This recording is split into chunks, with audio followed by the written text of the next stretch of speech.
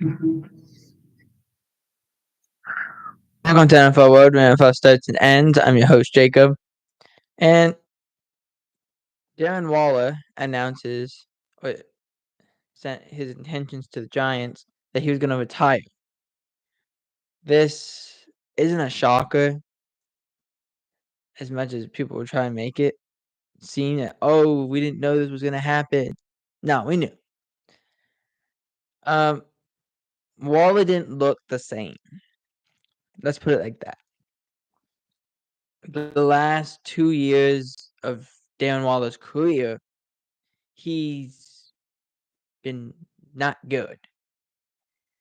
There's times he looks like Darren Waller, and then there's times he's like a guy you find on the street corner. He just doesn't look the same. So Darren Waller retires after 8 seasons. There was times he made an athletic play, and you're like, okay, we got Darren Waller, we'll be all set. Becomes, where was he? He was targeted, wasn't he? Yeah. He had no catches? What happened? Like, when a guy comes back from injuries, especially the ones that Darren Waller had, where he had hamstring issues, most notably, and you're saying, okay, 3 or 4 weeks he'll be back, and then that turns to 6 weeks, and you're like, does he really want to be here if he's already saying no, I'm good? That was a whole thing. So Darren Waller retires at age 31, and it wasn't unexpected. You just wish the timing, if you were a Giants fan, to be better than second full week of June. We get to know. That's the only difference. Moving on to the battle in Denver. There's a quarterback battle in Denver as Zach Wilson and Bo Nix are fighting for a roster spot to who's going to be the starter. Typically, when this happens, it's because you have a young quarterback, and it's not really a battle, more of a, we're going to give you the starter reps because you're a veteran, and because he's a rookie, he has to work his way up. That happens all the time. This was worded specifically by Sean Payton, meaning I don't know who we have at quarterback. Now, he has said that Bo Nix has a lot of similarities to Drew Brees. What else do you know? That there's a quarterback that I'm formerly coached and I now coach this young rookie, and he's exactly has similarities to this Hall of Famer that I coached a few years ago or years ago. Like, this happens every time. Remember everyone saying Mac Jones could be the next Tom Brady? Well, like, that's not gonna happen. That's an impossible task. The one hope is he becomes good enough that it's not as big of a margin as it seems when he's a rookie, but it didn't work out that way. That's just what it is. So, I would not say he's Bo Nix is Drew Brees' level, especially if Zach Wilson is able to compete for a job. Maybe that's not the same level either.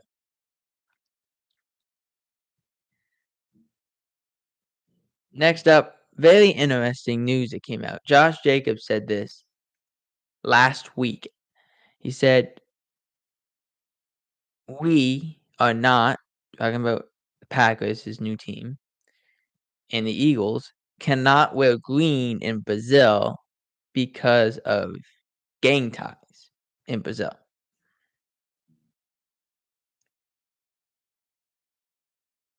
And then the NFL said, well, that's not true. But before that, Josh Jacobs said, They we cannot wear green, which is fine for the Packers because they have those hideous uniforms that they can wear. But I don't know if the Eagles have that. Every picture I've seen of the Eagles where they have green.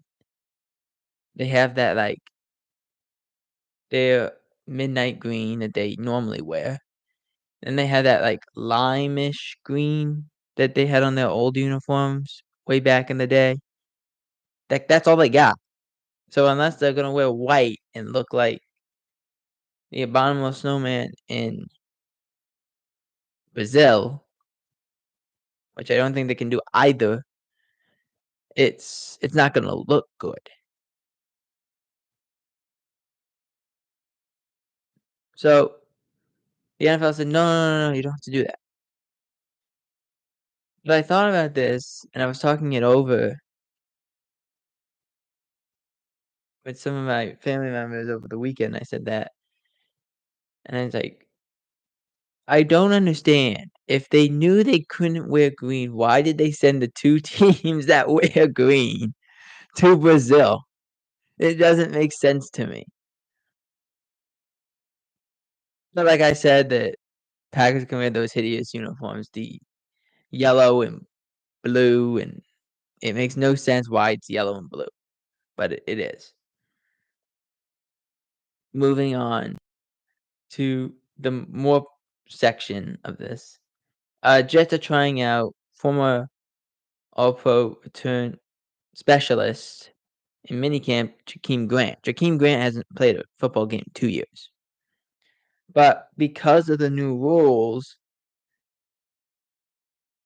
that's mainly what you do. You gotta get guys who are fast. Grant, who's 31 years old now, two-time All-Pro return man, made a Pro Bowl in 2021, the last year he played.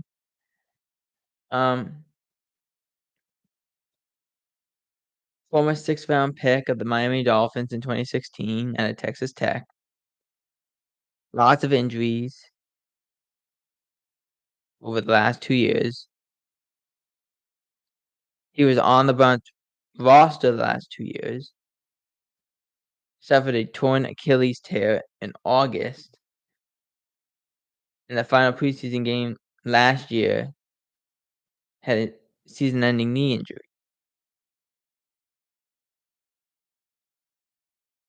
Continues on, says Grant has crossed the 1,000 all-purpose yard mark twice in his career and has 4 career punt return touchdowns and 2 return kickoff return touchdowns. So I also want to bring this up because this is also with the Jets. The Jets also signed All-Pro return man Tariq Cohen, who's tried to make an NFL comeback with the Panthers, now with the Jets and work with the Panthers. Both have missed significant periods of time during their NFL careers. Also, the Jets already have Xavier Gibson, so those 2 are battling it out with Gibson. It's You get to this point of camp, you bring in guys who you try out, see what happens. Maybe one surprises you and you give them a chance and you see what, you know, preseason looks like for them. Sometimes you do that. Most good teams do that. Um, Here's the thing I wanted to bring up. This is something I saw this morning. Well, really yesterday, but I want to talk about it. So, hang on. My thing wants to. Here we go. So the Chiefs, young wide receiver,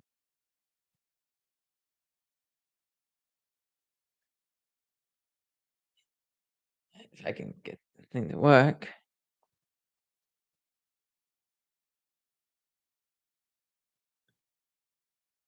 We've talked about this a little bit, but this I feel like is necessary.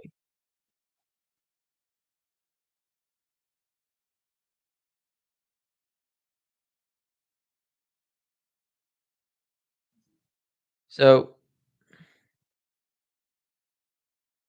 I thought hang on if this thing wants to come on.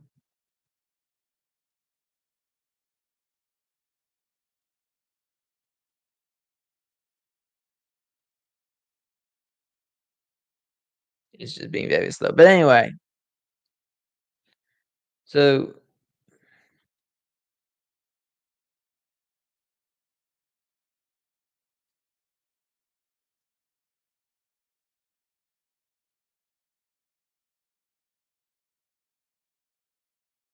I can click on it.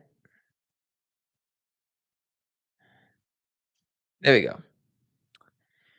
That was awkward. Chiefs young wide receiver Rashid Rice was talking about off the field incidents because there was multiple incidents. Remember, he had that car pile up that resulted in 6 cars, and then he had that, let's call it a scuffle. It wasn't really a fight, but at near the entrance of a nightclub. And Rice has made comments about it. He addressed it. He said, "All I can do is mature and continue to grow." It still says wide receiver still faces criminal charges as he's been a full participant in the offseason program.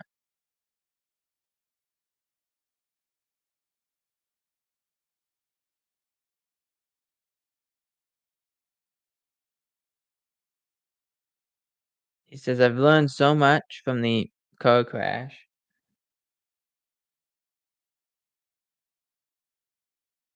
All I can do is mature and continue to grow from that. This is a step in a better direction for me." Now, I would continue on with the quote, but I want to stop right there and talk about this. This happened a couple months ago. Why do why do players, especially athletes, why do they decide that, "Oh, I gotta grow from this"? Yes, we know that. We got that. So you're saying all the right things. But when you have 2 incidents in a couple months, it's hard for us to say you are maturing. It's hard,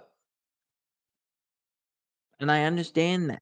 You have a lot of money at a very young age. But at some point, someone's gotta pull you aside and say, "Hey, man, can't do this. You can't." It's not a coach, it's gotta be somebody, a player, an equipment manager, whatever. Pull him aside. Say, "You can't do that. You already now have more eyeballs on you than ever before, because here you are, a young player, a young talented player in the NFL, making a lot of money, making more money than most of us will ever see in our lifetime, and are gonna throw it all away because you wanna drive a car fast and create some havoc, and there's ends up being car crash, and then there's an incident after. Like, you can't do that. This is not about him being out of shape. This is about him not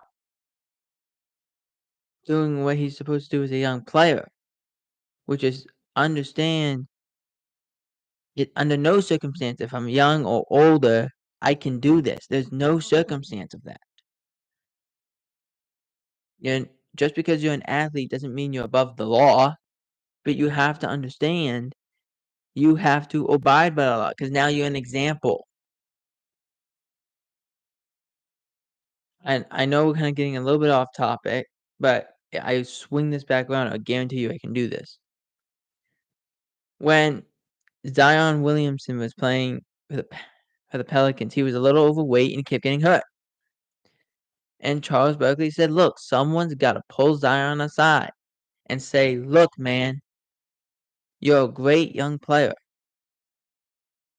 but you're out of shape.'" And Charles said this because he said, "When I was in with Philadelphia, Moses Malone was a teammate of mine and said, 'Man, you're fat. You're a great talented player, but you're fat and lazy.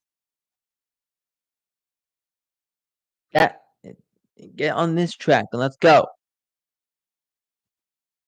And that's what Zion had to do.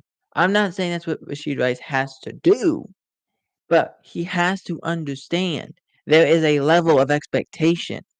You cannot do this off the field or off the court. You can't do that. You are an example, and now with social media being as big as it is, everyone can record you or and send it to TMZ and all these other places that will get it out in front of the public. You cannot do this. It doesn't do it doesn't do anything good for you publicly or privately. Just you can't do this. But we'll continue on. He continues to say accidents and stuff like that happen. But all you can do is move forward and walk around and being the same person, trying to be positive so that everyone can feel your love and your great energy.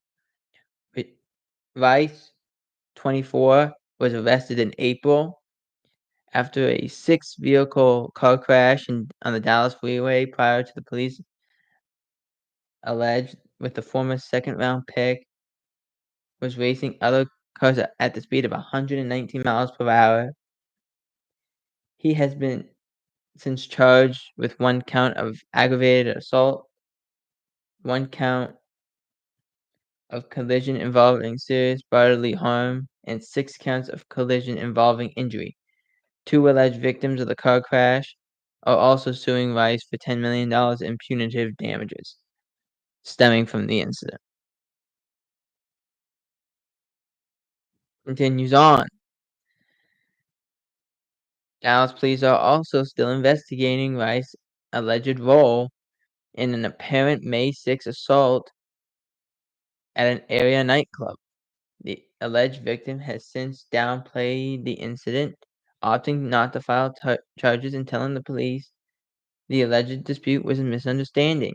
Rice still is subject to the NFL discipline if the league determines he violated the NFL personnel conduct policy.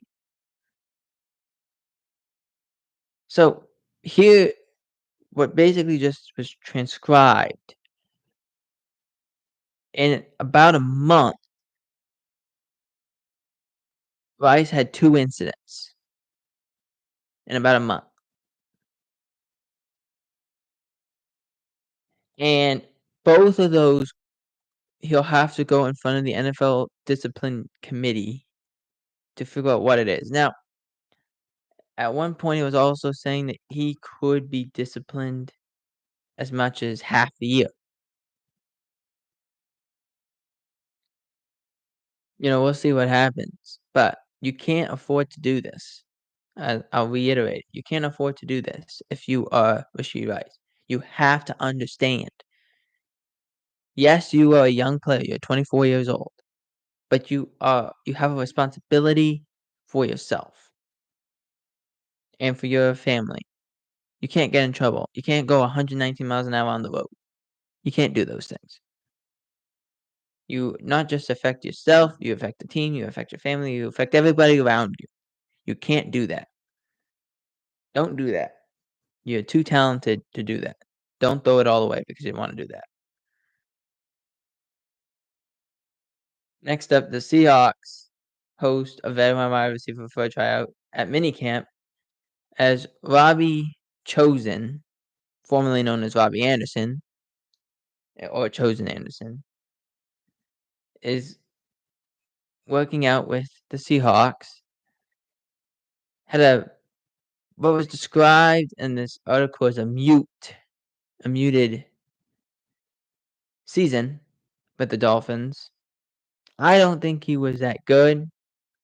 I honestly haven't thought he's been that good since he was left the Jets, personally.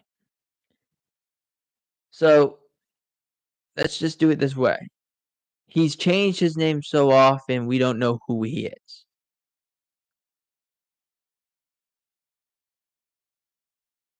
Because this doesn't make sense.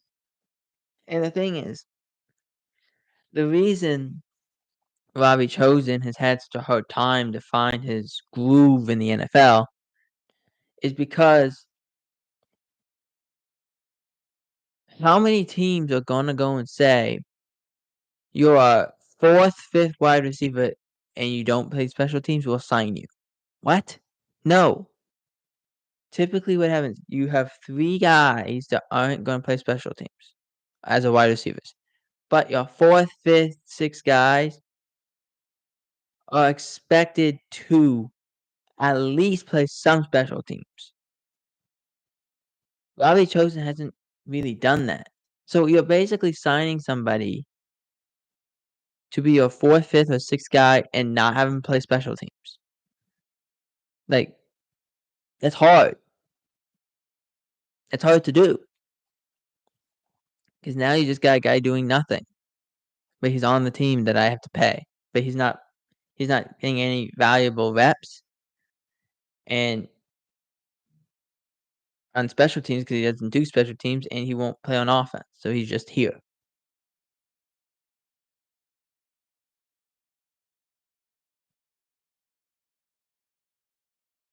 Few more things. Jordan Love was talking about how with the setup of wide receivers that he has, that not having a number 1 actually helps them, and it does. We say this a lot when you have a young player. When you have a young wide receiver or a young quarterback, it's best that he doesn't have to force feed the ball to somebody. It's best that he has a group of players who are selfless, able to, willing to be selfless for the betterment of the team. That's hard to find. And yes, Jordan Love is entering his 5th year. Or his 4th or 5th year, yeah. But I believe it is his 5th year he's entering. He's now looking at this as, this is not a bad thing. This is a good thing. Maybe it's a bad thing later on in the future, but for right now, it's a good thing. So let's keep it as such. Mac Jones made this for ex-Patriots quarterback. They meant to say they put running back, but quarterback. Demises, well, not demises. I think they're supposed to say dismiss, but they put demise instead, saying it wasn't all his fault, or was not at all his fault. Is how it was worded. What tape were you watching? I know it wasn't good, but what tape were you watching? I mean, at some point, we say this all the time. You're a talented player. You played for Nick Saban. You were taught by the two greatest coaches in the NFL. At what point do you not realize this? There are 2 head coaches at the highest levels of your profession were the greatest coaches. The coaches that are gonna be in the Hall of Fame, and yet you're saying, "It wasn't all my fault. It wasn't my fault at all." Really? Really? Because I'm seeing 4 plays in my head right now of you either underthrew a ball and it became intercepted, you ran to your left or to your right and threw the ball back to your left when there was no pressure. I've seen that. This is the issue I have with young players. They are idiot enough to think that it's not them. Dude, this is the best way I can put it. Matt Stafford for years would play with broken bones in his back, would play with different injuries. Play. He didn't care that the team wasn't winning. He played his tail off every chance he could, no matter if the team was bad. He didn't blame the coach. He didn't blame the other players. He said, I got to do better. That's a veteran. That's a leader. Mac, you're in this 4th year for yourself. You can't go and say everyone else is at fault and I didn't do squat. It's not my fault. Yeah, it is. Yes, it is. Now, I will say this. His regression was the Patriots' fault. It was Bill Belichick's fault. Because you had 3 different offensive coordinators. 3 different people called play or 4 different people called plays for the offense. Because you had McDaniels, then you had that weird year with Patricia and Joe Judge sharing the duties. Then you had Bill O'Brien. Those things happen. I'm not denying that. But to say that it wasn't all your fault or not your fault at all, I don't agree with that. You see, here's the thing. And I think this all stemmed from the dynasty doc that they did on the Patriots, where a lot of the information makes Bill look really bad, when really it wasn't. He demanded a lot. He did. But because he demanded a lot, this is where this team went. This is how this team won championships. And when you don't have a great quarterback that you're able to do that with, everyone's saying, well, he's not a good coach. That's not true.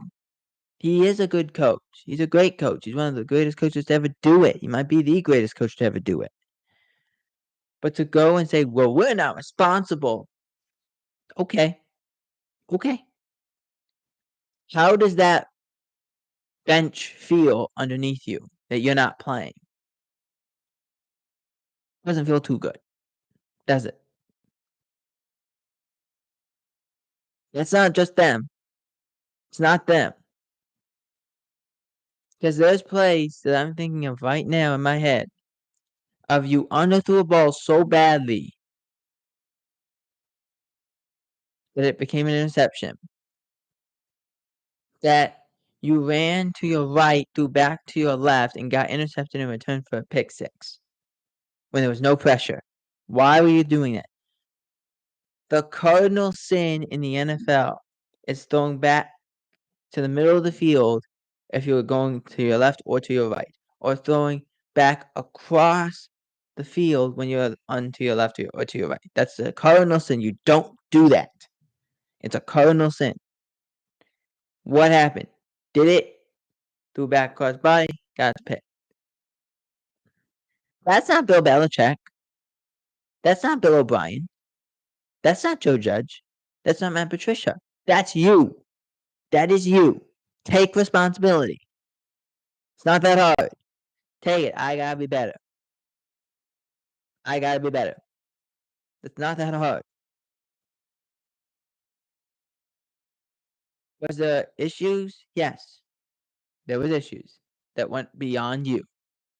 But don't say you came out of this squeaky clean because you did not. You came out squeaky. but you really only needed oil. You were not clean. You were filthy. And someone else had to go and clean you up and put new oil. Plain and simple as that. And final, NFL facing a multi-billion-dollar suit with Sunday Ticket. This is an interesting one. Again, saw this earlier last week. This suit could cost the NFL more than $21 billion. After nearly 10 years, the NFL is facing a monumental antitrust suit. Basically saying, look, as this was filed in 2015, the NFL violated an antitrust laws by offering a package to consumers starting in 1994.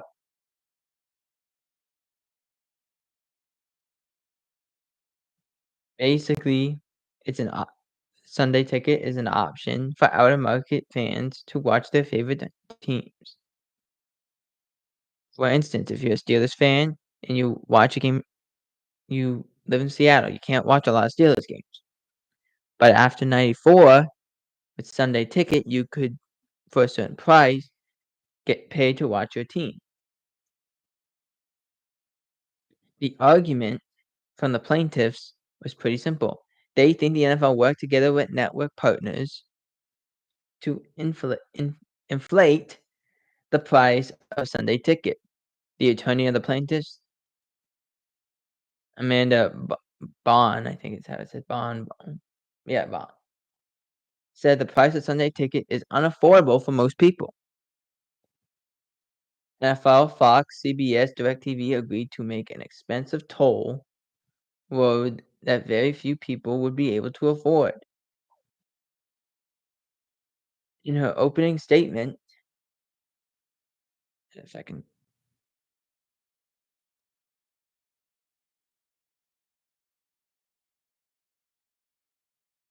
every single competitor in the scheme benefited. As the NFL's attorney, Beth Wilkinson, made the argument, Sunday Ticket is expensive because it's a premium offering. This case is about choice, the value, the premium product. Think all about the choices available to fans. We want as many people as possible to watch the free broadcast. Wilkinson said. The NFL has designed Sunday Ticket so that it wouldn't take a huge chunk of TV ratings away from NFL from network partners, according to former NFL executive Steve Bornstein, who testified on Thursday. So, to basically summarize what was said, they said, we took Sunday Ticket to court, the NFL to court, because Sunday Ticket's too expensive, which I don't disagree with. When you're, like, going to, like, YouTube TV and you're paying, like, over $600 for NFL games that aren't in your market. But if you think about it, you are getting a premium product because you're getting your team that you didn't have before. So it is a premium product. It's like doing like this. It's like buying a car. I was with my I was getting my haircut about 2 weeks ago, and me and my barber were talking about how the prices for everything has gone so far up that at some point it has to go back down. How does that happen? And will there be at least one business say, "No, we're not going down"? That's basically what we were talking about for a period of time, and it was interesting. It was very interesting because at some point it will go back down, but it's the same thing for networks and for Sunday Ticket. Of course, you're gonna pay more money. You wanna see your favorite team. Everyone wants to see their favorite team, especially if they're out of market. You're gonna pay the amount of money you gotta pay. Is it unaffordable for some people? Sure, sure. But if people are willing to pay it, it's kinda like, why would we dip the price in any way?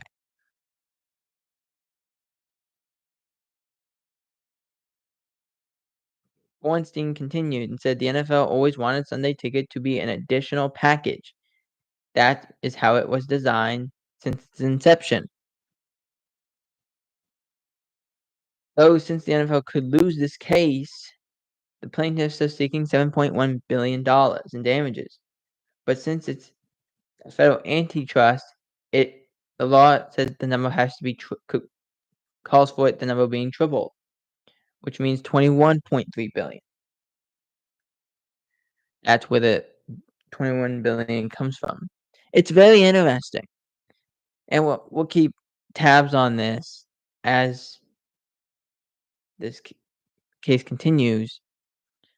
But I just find it interesting. Yes, it's expensive, but at the same time, you get all this benefit.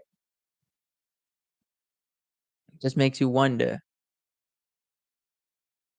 if this is a game that we're playing. Would you rather be winning, or would you rather not play at all? It's quite an interesting tale. For NFL World, I'm Jacob Hubert.